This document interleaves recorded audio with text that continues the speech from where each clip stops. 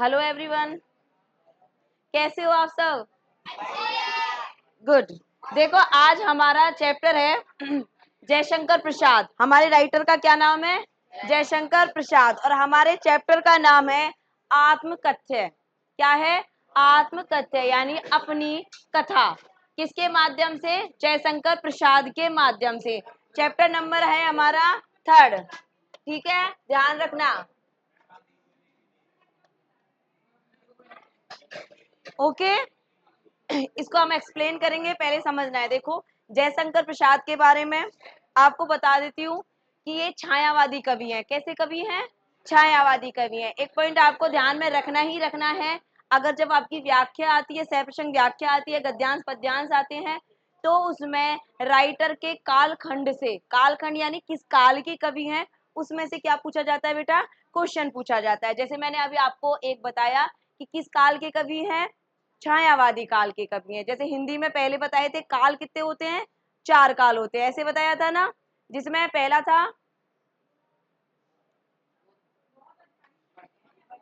क्या था? आदिकाल। ठीक है, पहला था आदिकाल, सेकंड था भक्ति काल, फिर आता है रीति काल, और फिर होता है आधुनिक काल। वो वाले काल नहीं, ठीक है, भूत भविष्य वर्तमान वाले काल नहीं बेटा। छाया हिंदी में एक अलग होते हैं, जिसको हम इतिहास बोलते हैं। क्या बोलते हैं? इतिहास। ठीक है, हिंदी साहित्य का इतिहास बोलते हैं। उसमें से छायावादी काल के कवि हैं जयशंकर प्रसाद। ये लाइन आप अपने नोट कर लेना, किस कालखंड के कवि हैं? छायावादी। ओके समझ लीजिए। जयशंकर प्रसाद का जन्म हुआ था सन 1889 को। अंडरलाइन कर लेना जिनके पास है। इनके स्थान का नाम है वाराणसी। कहाँ पे हुआ है इनका जन्म? वाराणसी, काशी में। ठीक है, आगे देखेंगे। प्रसिद्ध कॉलेज में ये पढ़ने गए। इनकी भूमिका को ढंग से समझना है आपको। परंतु स्थितियां अनुकूल ना होने के कारण इन्होंने कहाँ तक पढ़ाई की थी बेटा? 8वीं के आगे। अब सोचो, 8वीं का स्टूडेंट जब इतना ब्रिलियंट हो सकता है, उस वक्त का आप कहाँ हो? समझो इस चीज को, बुद्धि का खेल समझो। आगे समझिए। देखो, बाद में घर में इन्होंने किस सब्जेक्ट से पढ़ाई की है? संस्कृत से, हिंदी से, और फारसी का अध्ययन भी किया है। फारसी यानी अलग सब्जेक्ट है ना। आगे देखियो, अब मैंने आपको जैसे एक बोला था कालखंड। क्या बोला था? कालखंड। तो ये किस काल के कवि हैं? छायावादी काल के। ध्यान रखना, इस चीज को भूलना नहीं है आपको बिल्कुल भी। नोट कर लेना। आपकी बोर्ड की क्लास में इस तरह के पैटर्न से ही क्वेश्चन आते हैं। वन लाइनर ऑब्जेक्टिव टाइप के जो क्वेश्चंस होते हैं वो कैसे होते हैं? ऐसे ही पूछे जाते, कालखंड या उनकी डेट ऑफ बर्थ। ओके छायावादी काल के हैं। आगे देखिए, जयशंकर प्रसाद का सन 1937 में क्या हो गया था? निधन हो गया था। ठीक है, इनकी प्रमुख काव्य रचनाओं को आपको दिमाग में बैठाना है। देखो, इनकी प्रमुख काव्य रचनाओं में चित्रधारा, ध्यान रखना, दूसरा है कानन कुसुम, और है झरना, अंडरलाइन कर लेना बेटा, फिर है आंसू, लहर, और इनकी सबसे फेमस कृति है कामायनी। सबसे फेमस, यानी जयशंकर प्रसाद को क्यों याद किया जाता है? इनकी सबसे प्रसिद्ध जो रचना थी उसका नाम था कामायनी। आप भूलना नहीं इस चीज को, इनकी रचनाओं से क्वेश्चन पूछे जाते। देखो, वन लाइनर या ऑब्जेक्टिव टाइप के जब भी क्वेश्चन आते हैं, आपके बीच के क्वेश्चन कहाँ से बनते हैं? ऐसी भूमिका से जो आती है ना, कभी परिचय के अंदर जो लिखे हैं वो रचनाओं से क्वेश्चन आते हैं, बोर्ड पैटर्न में हमेशा आते हैं। तो दिमाग के अंदर रख लेना इस चीज को छाप के, कि इनकी कृतियों को आपको भूलना नहीं है। जैसे इनकी कृतियों के नाम से चित्रधारा, कानन कुसुम, झरना, आंसू, लहर और कामायनी। आपको भूलना नहीं, अंडरलाइन कर लेना इस पे, है ना।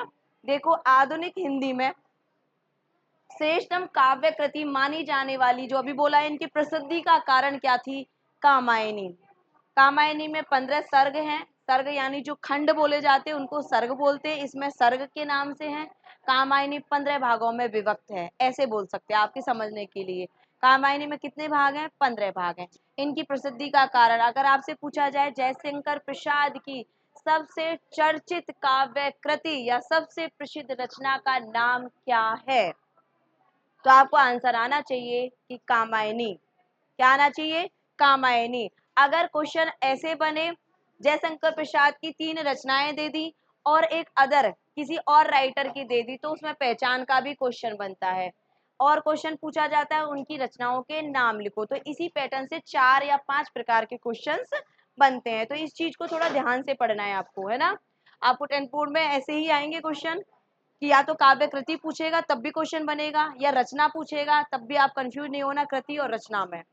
कृति और रचना में कंफ्यूज आपको नहीं होना। देखो इनकी प्रसिद्धि का कारण याद रखना, कामायनी रही है, ठीक है। और इनको उन्हें किसके ऊपर मिला है, मांगलितोष पुरस्कार किसके ऊपर मिला है, कामायनी पर। किस पे मिला है, कामायनी के ऊपर। ध्यान कर लेना और अंडरलाइन कर लेना बेटा। किस रचना पर क्वेश्चन आएगा, किस रचना पर जयशंकर प्रसाद को मांगला प्रसाद पारितोषिक पुरस्कार मिला है। तो आंसर आएगा आपका कामायनी। ओके, यहाँ पे आपको मैंने 4 तरीके के क्वेश्चंस बताए अभी अभी में, ठीक है। आपको सीधा क्वेश्चन ना पूछ के आपको सिर्फ पुरस्कार का नाम पूछ के पूछ सकता है कि जयशंकर प्रसाद की किस कृति पर हमें मांगलितोषक पुरस्कार प्राप्त हुआ है, ऐसे पूछ सकता है। कामायनी पर या कामायनी पर कौन सा पुरस्कार प्राप्त हुआ है, कैसे भी घुमाओगे क्वेश्चन आपको समझ में आना चाहिए। यहाँ से 4 क्वेश्चन की समझ में आई, भाषा कैसी आती है आगे देखेंगे। देखिए, सफल गद्यकार भी रहे थे। अब देखो गद्यकार का मतलब आपको समझ में आता है। हिंदी के कितने भाग होते हैं बेटा, गद्य और पद्य ऐसे ही आते हैं हम जिनको पढ़ते हैं। एक गद्य होता है, एक पद्य होता है, ऐसे ही पढ़ते हैं। अब देखिए इसमें लिखा हुआ है, ध्यान देना, इनके नाटकों के नाम। ठीक है, जाके देखिए, कवि के साथ साथ सफल क्या रहे हैं, ये गद्यकार रहे हैं अजात शत्रु। इनके नाटकों का नाम अंडरलाइन कर लेना और भूलना बिल्कुल नहीं है आपको। इनके नाटकों को नहीं भूलना बेटा। देखो पहला नाटक है अजात शत्रु, सेकंड है चंद्रगुप्त, उसके बाद है आपका स्कंदगुप्त, और इनका सबसे फेमस नाटक है ध्रुव स्वामिनी। अंडरलाइन कर लेना और भूलना बिल्कुल नहीं है। अगर क्वेश्चन आता है कि इनके 4 नाटकों के नाम लिखिए, तब आप झरना कामायनी आंसू नहीं लिखोगे, क्या लिखोगे, ये वाला आंसर। अब क्वेश्चन कौन सा पलट गया आपका, नाटक। पहले क्या पूछा था, काव्य कृति। काव्य कृति में क्या आई थी, आंसू, लहर, कामायनी, कानन कुसुम, ऐसी जो कृति थी वो काव्य कृति थी। और ये क्या है, उनके नाटक, है ना। समझना इस चीज को, 4-5 क्वेश्चन होते हैं यहाँ से। अब इनके एक है उपन्यास। अगर आपको सीधा ये पूछे क्वेश्चन, आपको चेंज कर देता है, क्वेश्चन चेंज कर दिया और आप पूछे जयशंकर प्रसाद द्वारा रचित 3 उपन्यासों के नाम बताइए, तो इनकी 3 फेमस उपन्यास हैं। देखो, कंकाल अंडरलाइन कर लेना, तितली और इरावती। अब इनके ये क्या है बेटा, उपन्यास। देखो इसी के अंतर्गत 4 चीज आपको याद करनी बिल्कुल है। क्वेश्चन काव्य कृतियों का आएगा तो उनको लिखना है, जिसमें कामायनी, आंसू, लहर थी। और नाटक आते हैं तो ये 4 नाटक आपको याद रखने हैं। और अगर उपन्यास आती है तो ये 3 उपन्यास आपको भूलने नहीं है, सबको आना चाहिए, ठीक है। तो क्वेश्चन यहाँ से बनते हैं, आया समझ में। जस्ट अब आते हैं इनके कहानी संग्रह। अभी तक रचनाएं पढ़ी, नाटक पढ़ा, उपन्यास पढ़ा, और अब हम पढ़ते हैं इनके कहानी संग्रह। संग्रह का मतलब क्या होता है, इकट्ठा, इसमें इकट्ठी चीज रखी हुई है, ऐसे हम संग्रह बोलते हैं ना, हमने संग्रह किया। तो ऐसे संग्रहों के नाम है, देखो आकाशदीप, आंधी, इंद्रजाल, इनके संग्रह। वैसे इनके 5 काव्य संग्रह हैं, आकाशदीप भी, आंधी, इंद्रजाल, ये 3 इसमें संग्रह की चर्चा की है। तो इन तीनों को याद रखना अगर कहानी संग्रह पूछा जाए। अब आपको यहाँ पे बहुत क्वेश्चन मिलते हैं तो दिमाग में कंफ्यूजन नहीं रखना है ना। ये यहाँ पे इनके 3 काव्य संग्रह भी दिए हुए हैं। आया आपको समझ में, क्वेश्चन की पैटर्न समझ में आया कि क्वेश्चन कहाँ से बनते हैं। ये आपके कभी पाठ्य पुस्तक के पीछे नहीं लिख रहे होंगे। ये मत सोचना कि क्वेश्चन लिख नहीं रहा तो हमने कहाँ से आंसर देना है, तो ये याद रहनी है। ये खास चीज आपको इसलिए बार बार बोल रही हूं मैं, ध्यान रखना, ठीक है। आगे देखिए आप, प्रसाद का साहित्य यानी जयशंकर प्रसाद का साहित्य, जीवन की कोमलता, माधुर्य, शक्ति और ओज का साहित्य माना जाता है। देखो ओज क्यों आया है?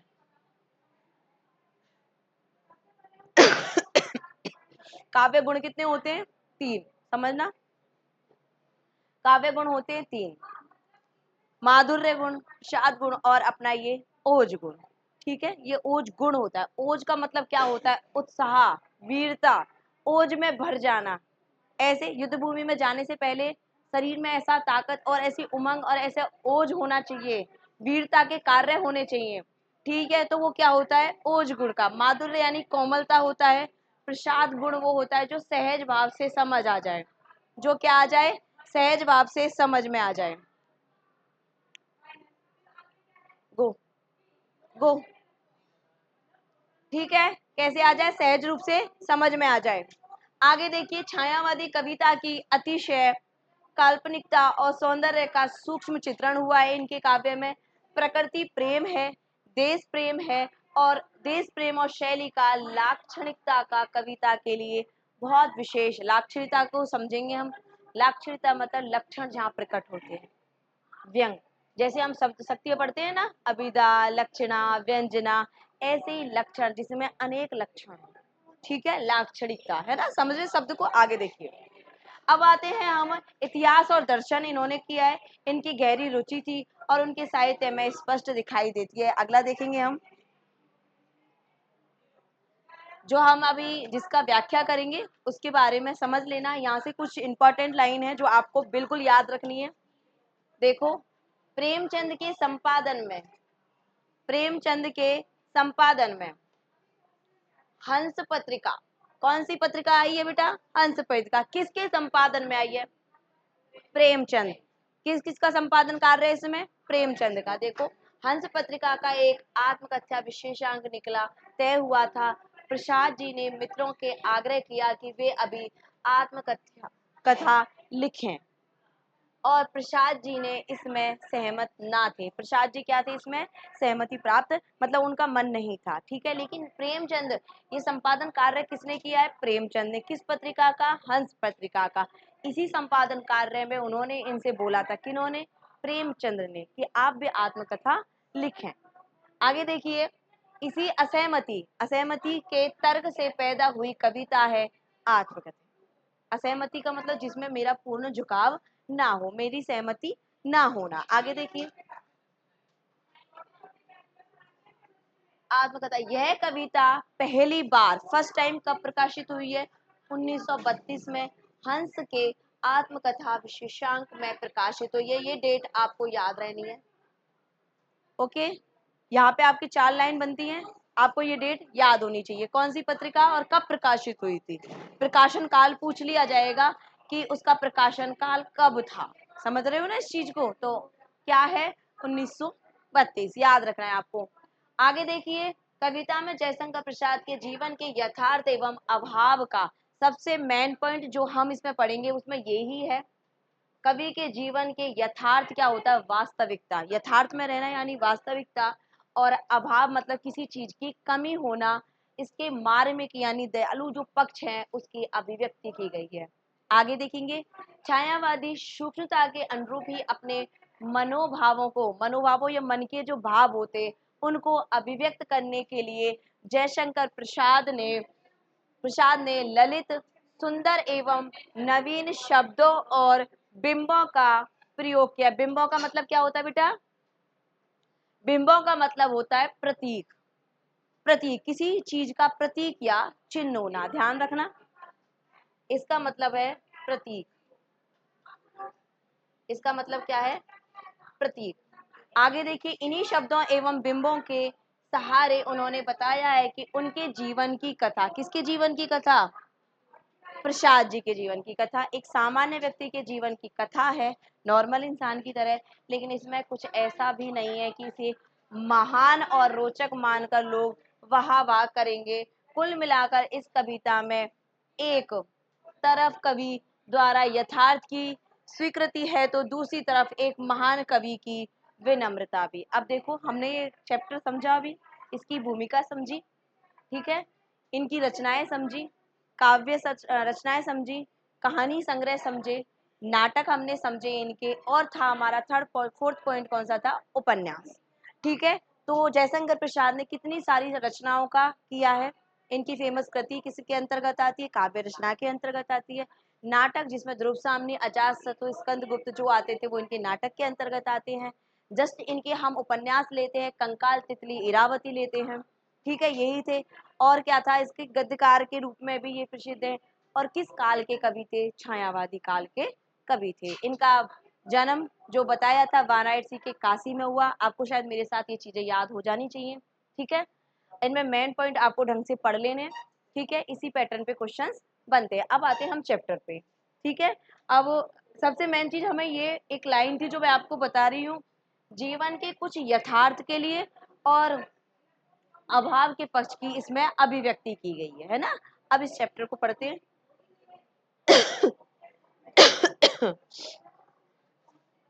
ध्यान देना चैप्टर पे, नॉर्मल चैप्टर है, थोड़ा ज्यादा समझो इसको। देखो, मधुप, मधुप का मतलब होता है भौरा, भवरा। ठीक है, जैसे सूरदास में भवरा आया था ना भवरा, ऐसे ही भवरे का दूसरा भाषा क्या, भौरा। ऐसे बोलते हैं, मधुप उसी का नाम, मधुप उसी का नाम है। किसका नाम, भौरे का। गुनगुना कर कह जाता कौन कहानी यह अपनी, मुरझा कर गिर रही है पत्तियां, देखो कितनी आज घनी। इस गंभीर अनंत नीलिमा में असंख्य जीवन इतिहास है, यह लोग करते ही रहते अपना व्यंग मलिन उपहास है। समझना लाइन को। तब भी कहते हो वह, कह डालू दुर्बलता अपनी बीती, तुम सुनकर सुख पाओगे, देखोगे ये गागर रीति। गागर का मतलब होता है मटकी, है ना। गागर का मतलब होता है मटकी, रीति का मतलब होता है खाली। ठीक है, रीति का मतलब होता है खाली। किंतु कहीं ऐसा ना हो कि तुम ही खाली करने वाले अपने को समझो, और मेरा रस, रस का मतलब होता है यहाँ आनंद लेना। ठीक है, अपने भरने वाले, रस का मतलब क्या था, आनंद। अब इन शब्द को, बस इतने पैराग्राफ को हम अच्छे से पढ़ेंगे। देखो, जयशंकर प्रसाद क्या कहना चाहते हैं, अपने जीवन के यथार्थ और अपने जीवन के कुछ अभावों के बारे में जयशंकर प्रसाद कहते हैं कि मधु, ये जो भौरा है, गुनगुना कर यानी गा गा कर कह जाता, पता नहीं ऐसा क्या कह रहा है, कौन सी कहानी कहना चाहता है, किस प्रकार कहना चाहता है। जैसे फूल मुरझा जाते, मुरझा कर आया है ना यहाँ, फूल कैसे हो जाते हैं, मुरझा जाते, पत्तियां कैसी हो जाती है, गिर जाती हैं, और कितनी आज घनी, जो पत्तियां कल कैसी थी, घनी थी, वो क्या हो जाती हैं, गिर रही हैं, यानी मुरझाकर गिर रही हैं। तो जयशंकर प्रसाद कहते हैं कि मधुप यानी भौरा गुनगुनाकर मेरे जीवन में पता नहीं ऐसी कौन सी कहानी कह रहा है। जिस प्रकार जो पेड़ पौधे कैसे होते, घने होते, जिनकी पत्तियां कैसी होती है, घनी होती है, वो भी एक टाइम के बाद कैसी हो जाती है, गिर जाती हैं, उसी प्रकार इस गंभीर, गंभीर क्या होता है, गंभीर यानी शांत वातावरण, और अनंत नीलिमा, ये है अनंत आकाश की। अनंत नीलिमा यानी आकाश कैसा है, अनंत है, इसको हम कभी ठा ले सकते हैं, इसकी इसकी कोई सीमा नाप सकते हैं, नहीं ना। तो ये गंभीर, ये आकाश कैसा है, गंभीर है, नीलिमा से युक्त है, और असंख्य इसके नीचे जीवन का इतिहास है। यानी इस आसमान के नीचे, इस आकाश के नीचे अनंत बहुत तरह के लोग रहते हैं, बहुत सारे प्राणी रहते हैं, असंख्य यानी बहुत सारे लोग रहते हैं, उनके इतिहास को यह लोग करते ही रहते। यह लोग जो सुनने वाले लोग हैं, वह करते रहते अपना व्यंग मलिन उपहास। इन चारों पंक्तियों को समझेंगे कि भौरा, यहाँ भौरे का प्रतीक आया है, भौरा जिस प्रकार गुनगुनाता रहता है, कैसे करता रहता है, गुनगुनाता रहता है, लेकिन पता नहीं ऐसे जीवन का कौन सा राग गा रहा है। जिस प्रकार वृक्षों की पत्तियां, ठीक है, जिस प्रकार वृक्षों की पत्तियां या फूल पहले खिलते हैं और बाद में क्या हो जाते, मुरझाकर गिर जाते हैं, वैसे ही अनंत इस आकाश के नीचे, गंभीर आकाश के नीचे असंख्य यानी बहुत सारे प्राणी रहते हैं, और यह लोग, और वो करते रहते हैं आपस में अपना मलिन, मलिन यानी बेकार, व्यंग का, यानी जैसे अगर मैंने अपनी दुर्बलताओं को, अपनी कमजोरियों को, आगे की लाइन इसके साथ आएगी, व्यंग। मलिन उपहास का मतलब है मजाक उड़ाना। अगर मैं अपनी कमजोरियों को आपको बताऊं तो आप उसका क्या उड़ाओगे? मजाक उड़ाओगे। लेकिन इसमें ये कौन कह रहा है? जयशंकर प्रसाद अपने जीवन के बारे में कह रहे हैं कि तब भी कहते हो, तब भी आप क्या कह रहे हो? कह डालूं? क्या मैं अपनी दुर्बलताओं को कह दूं? नहीं, अपनी बीती को सुना दूं। ये क्या कह रहे हैं? अपने बारे में ही संबोधन है उनका कि मैं मेरी दुर्बलताओं को, अपनी आप बीतियों को आपको सुना दूं। मेरे मित्र, यानी मित्र को लगा लो आप यहाँ पे। जैसे अगर कोई किसी से बात पूछेगा तभी तो वो कोई बोलेगा किसी चीज को। अगर मैं मेरी कमजोरियों को, दुर्बलता, मैं मेरी कमजोरियों को, अपनी आप बीती को आपको सुना दूं तो तुम सुनकर क्या करोगे? क्या करोगे? सुख पाओगे। क्योंकि आपको तो अच्छा लगेगा कि इसके अंदर इतनी कमियां हैं, आप सुख पाओगे। लेकिन ये क्या देखोगे? मेरी गागर भी क्या है? रीति है। मेरी गागर का प्रतीक मटकी से है, लेकिन मटकी किसका प्रतीक है यहाँ? जीवन का। मेरे जीवन में जो रस है वह कैसा है? खाली है। मेरे जीवन का जो रस है, मेरे जीवन की जो गगरी है वो कैसी है? खाली है। आया लाइन समझ में आपको? नॉर्मल तरीके से समझना। समझ में तभी आएगा जब लाइनों को एक दूसरे से जोड़ोगे। पहली लाइन जोड़ के आप चलोगे, जैसे मधु भौरा जैसे गुनगुना रहा है, कोई कहानी कह रहा है, नहीं है। ऐसे ही जो वृक्ष है, पत्तियां हैं, वो पहले घनी थी और वो धीरे धीरे मुरझाकर गिर रही हैं। ऐसे ही अनंत आकाश के नीचे, नीले आकाश के नीचे असंख्य कैसे रहते हैं? जीव रहते हैं। जीव का मतलब प्राणी रहते हैं। हम प्राणी हैं, प्राणी रहते हैं। और ये आपस में कहते ही रहते हैं कि अपना व्यंग मत बनवाओ, अपना व्यंग। व्यंग का क्या मतलब होता है? मजाक बनाना। अगर हम किसी चीज को बोलेंगे तो हमारा क्या बनेगा? मजाक। और मजाक कब बनेगा? अब नीचे की लाइन आएगी, कब बनेगा? यह सुनकर तुम क्या कहोगे? कह तो दूं मैं, लेकिन मेरी दुर्बलताओं को जब मैं आपको सुनाऊंगा, अपनी आप बीती को आपको सुनाऊंगा, तो इन आप बीतियों को सुनकर आप क्या कहोगे? सुख पाओगे। और मेरा क्या उड़ाओगे आप?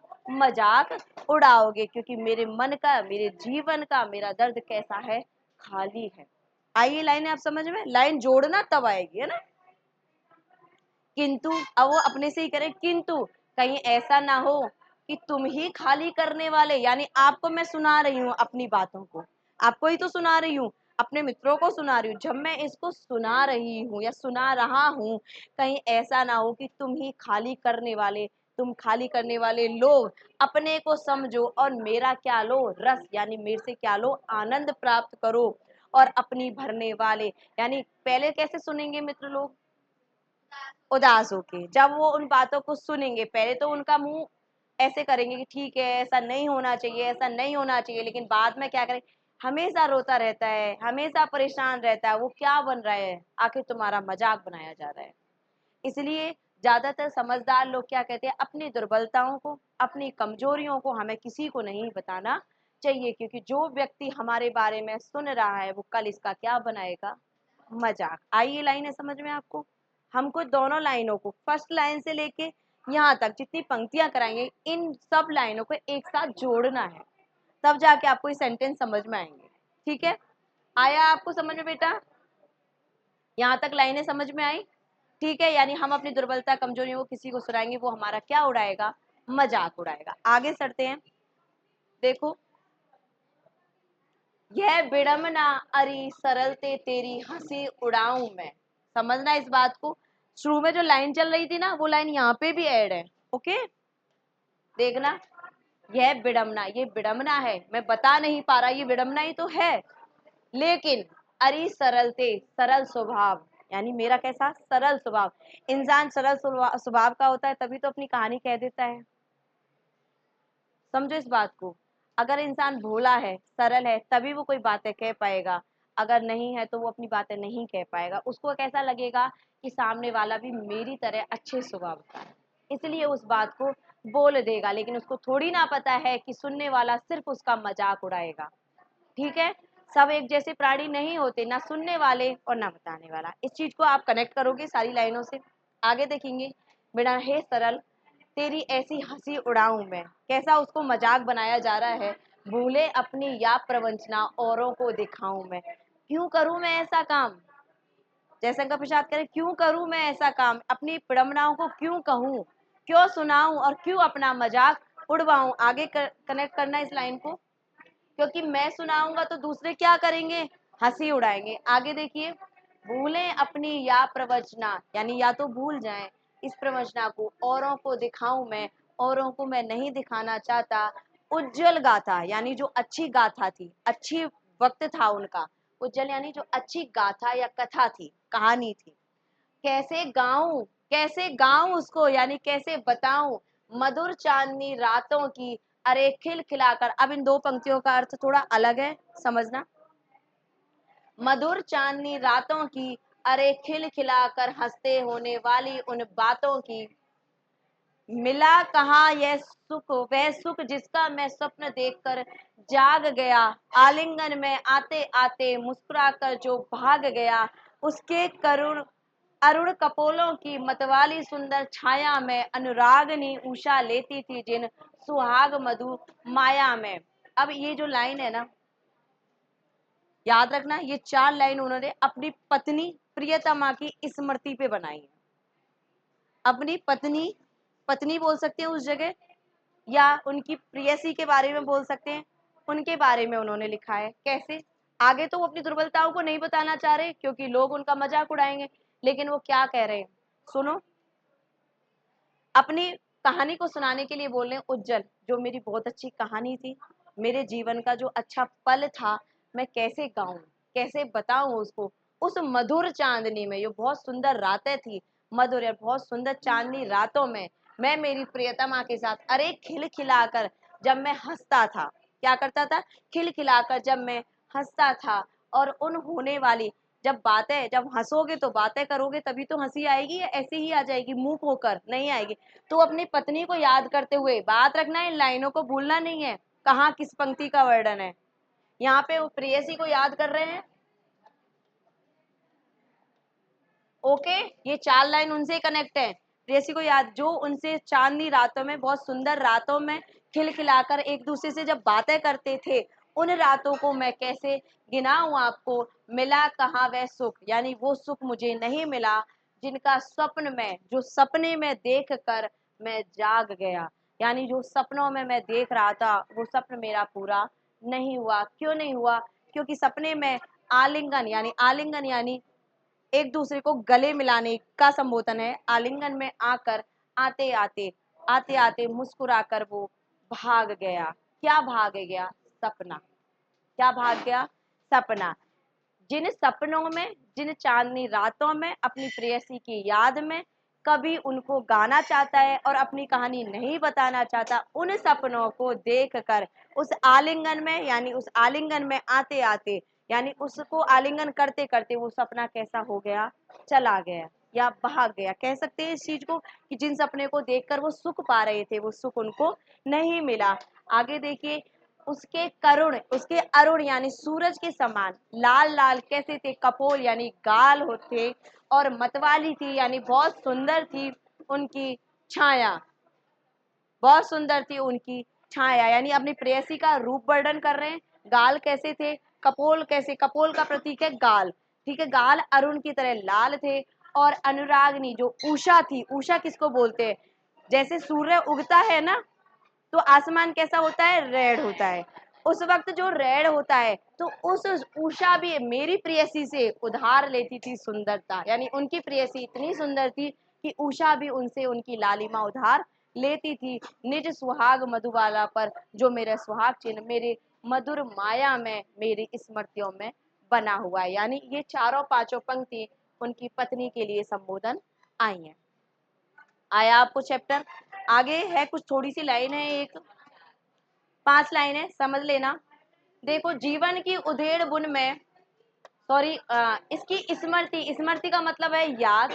पाथे, जो रास्ते के लिए खाना ले जाते हैं ना, उसको क्या बोलते हैं, पाथे। और थके पथिक की पथा, यानी जब रास्ते में जो राहगीर चलता है, वो रास्ते में क्या लेके जाता है, खाना लेके जाता है। जब वो थक जाता है तभी तो उस खाने को खाएगा।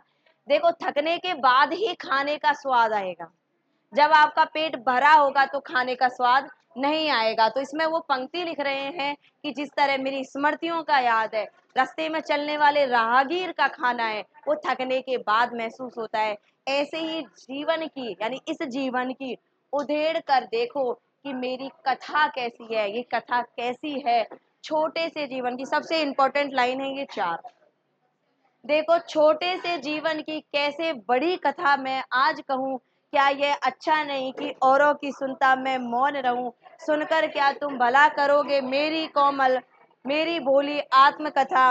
अभी समय भी नहीं हुआ, थकी हुई है मेरी मौन व्यथा। देखो ये सबसे इम्पोर्टेंट लाइन है, अंडरलाइन कर लेना इस पॉइंट पे। पूरे पैराग्राफ की सबसे मेन लाइन है कि क्या कह रहे कि इस जीवन की कथा कैसी थी, बहुत बड़ी थी। उस कथा को मैं नहीं कह सकता। मैं ऐसा करूं कि औरों की सुनता रहूं और खुद को कैसा कर लूं, मौन कर लूं, अपनी कहानी किसी को ना बताऊं। अच्छा होगा कि मैं क्या रहूं, चुप रहूं, और इसमें ही मेरे भला होगा। क्योंकि मेरी भोली आत्मकथा, मेरा भोला मन ऐसा चाहता है कि मैं क्या करूं, अपने आप को चुप कर लूं, शांत कर लूं, दूसरों को ना बताऊं। अभी समय भी नहीं है, क्योंकि अभी उचित समय नहीं है। और मेरी थकी हुई आत्मकथा, मेरी थकी हुई भावना क्या कर रही है, मौन है, शांत है। आया आपको चैप्टर? अच्छे से रीड करना है इसको। कोई डाउट? चलो अच्छे से समझना है इसको एक बार। ठीक है, ठीक है, ओके, थैंक यू।